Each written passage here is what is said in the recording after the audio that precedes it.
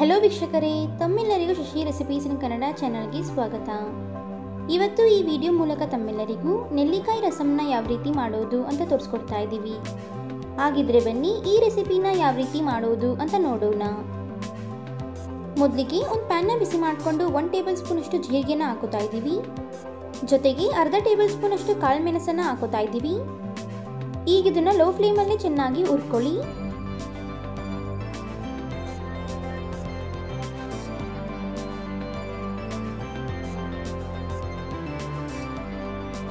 ಚೆನ್ನಾಗಿ ಹುರ್ಕೊಂಡಿದ ನಂತರ ಒಂದು ಮಿಕ್ಸಿ ಜಾರ್ಗೆ ಸೇರಿಸ್ಕೊಂಡು ನುಣ್ಣಗೆ ರುಬ್ಕೊಳ್ಳೋಣ. ನೋಡಿ, ಈ ರೀತಿ ರುಬ್ಕೋಬೇಕು. ನಂತರ ಮಿಕ್ಸಿ ಜಾರ್ಗೆ ನೆಲ್ಲಿಕಾಯಿನ ಸೇರಿಸ್ಕೊಳ್ಳೋಣ. ನಾವಿಲ್ಲಿ ನೆಲ್ಲಿಕಾಯಿನ ಚೆನ್ನಾಗಿ ತೊಳೆದು ಈ ರೀತಿ ಕಟ್ ಮಾಡಿ ಸೇರಿಸ್ಕೊತಾ ಇದ್ದೀವಿ. ಹಾಗೆ 1 ಬೌಲಷ್ಟು ತೆಂಗಿನಕಾಯಿ ತುರಿನ ಹಾಕೋತಾ ಇದ್ದೀವಿ. 2 ರಿಂದ 3 ಹಸಿಮೆಣಸಿನಕಾಯಿ, ಜೊತೆಗೆ ರುಚಿಗೆ ತಕ್ಕಷ್ಟು ಉಪ್ಪನ್ನು ಸಹ ಹಾಕೋತಾ ಇದ್ದೀವಿ. ಈಗ ಇದನ್ನ ನುಣ್ಣಗೆ ರುಬ್ಕೊಳ್ಳೋಣ. ನೋಡಿ, ಈ ಹದಕ್ಕೆ ರುಬ್ಕೋಬೇಕು. ನಂತರ ಒಂದು ಪ್ಯಾನ್ನ ಬಿಸಿ ಮಾಡಿಕೊಂಡು ಎಣ್ಣೆನ ಹಾಕೋತಾ ಇದ್ದೀವಿ. ಎಣ್ಣೆ ಬಿಸಿಯಾದ ನಂತರ ಸಾಸಿವೆನ ಹಾಕೊಳ್ಳೋಣ.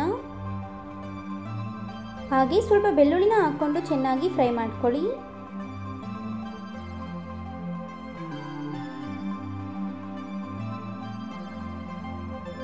ಈಗ ಇದಕ್ಕೆ ಕರಿಬೇವು ಸೊಪ್ಪನ್ನು ಹಾಕೋತಾ ಇದ್ದೀವಿ.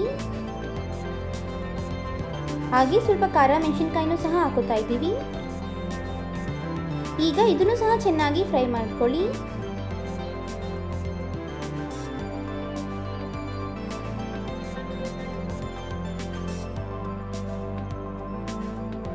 ಚೆನ್ನಾಗಿ ಫ್ರೈ ಆದ ನಂತರ ರುಬ್ಬಿದಂತಹ ಮಸಾಲೆನ ಸೇರಿಸ್ಕೊತಾ ಇದ್ದೀವಿ. ಜೊತೆಗೆ ನಿಮಗೆ ಯಾವುದಕ್ಕೆ ಬೇಕೋ ಆ ಹದಕ್ಕೆ ನೀರನ್ನ ಸೇರಿಸ್ಕೊಳ್ಳಿ.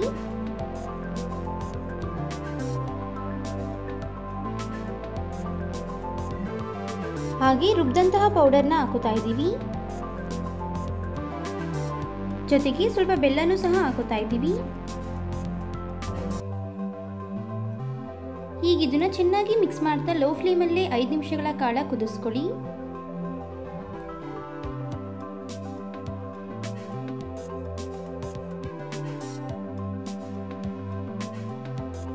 ಐದು ನಿಮಿಷಗಳ ಕಾಲ ಕುದಿಸಿದ ನಂತರ ಸ್ವಲ್ಪ ಕೊತ್ತಂಬರಿ ಸೊಪ್ಪನ್ನು ಹಾಕೋತಾ ಇದ್ದೀವಿ.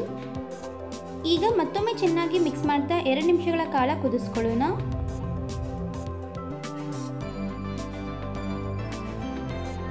ಎರಡು ನಿಮಿಷದ ನಂತರ ನೀವಿಲ್ಲಿ ನೋಡ್ತಿರಬಹುದು, ಕಂಪ್ಲೀಟ್ ಆಗಿ ಪರ್ಫೆಕ್ಟ್ ಆದಂತಹ ನೆಲ್ಲಿಕಾಯಿ ರಸಂ ರೆಡಿ ಆಗಿದೆ. ನೋಡಿದ್ರಲ್ಲ ವೀಕ್ಷಕರೇ, ಡಿಫ್ರೆಂಟ್ ಆಗಿ ಸಿಂಪಲ್ ಆದಂತಹ ನೆಲ್ಲಿಕಾಯಿ ರಸಂನ ಯಾವ ರೀತಿ ಮಾಡಬಹುದು ಅಂತ. ಹಾಗಿದ್ರೆ ಇವತ್ತು ನಾವು ಮಾಡಿ ತಿಳಿಸಿಕೊಟ್ಟಂತಹ ಈ ರೆಸಿಪಿ ತಮ್ಮೆಲ್ಲರಿಗೂ ಇಷ್ಟ ಆಗಿದೆ ಅಂತ ಅನ್ಕೊಂತೀನಿ. ಇಷ್ಟ ಆಗಿದ್ರೆ ಈ ವಿಡಿಯೋಗೊಂದು ಲೈಕ್ ಕೊಡಿ. ಹಾಗೆ ತಮ್ಮ ಅನಿಸಿಕೆ ಅಭಿಪ್ರಾಯಗಳನ್ನ ಕಮೆಂಟ್ ಬಾಕ್ಸಲ್ಲಿ ಕಮೆಂಟ್ ಮಾಡಿ. ಅಷ್ಟೇ ಅಲ್ಲ, ಈ ವಿಡಿಯೋನ ಮತ್ತೊಬ್ಬರಿಗೂ ಹೆಲ್ಪ್ ಆಗೋ ಹೋಗಿ ಶೇರ್ ಮಾಡಿ ಅಂತ ಕೇಳ್ಕೊತಾ ಇದ್ದೀನಿ. ಮತ್ತಷ್ಟು ಹೊಸ ರೆಸಿಪಿಗಳಿಗೋಸ್ಕರ ನಮ್ಮ ಚಾನಲ್ನ ಸಬ್ಸ್ಕ್ರೈಬ್ ಮಾಡೋದನ್ನ ಮರಿಬೇಡಿ. Thank you.